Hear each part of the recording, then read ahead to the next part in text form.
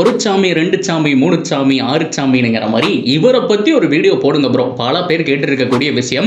நம்மளுடைய 6 சாமி சிவம் தூபே. இந்த 6 சாமிங்கிற டைட்டில் வந்ததுக்கு அப்புறம் தான் அவர் பெர்ஃபார்மன்ஸே பண்றது இல்லன்னு ஒரு பக்கம் இருந்தாலுமே, இந்தியன் டீம் கூட அவர் வச்சிருக்கிற ரெக்கார்டு வேற மாரிங்க. 2019 இருந்து 30க்கும் மேற்பட்ட T20கள் விளையாண்டுருக்காரு.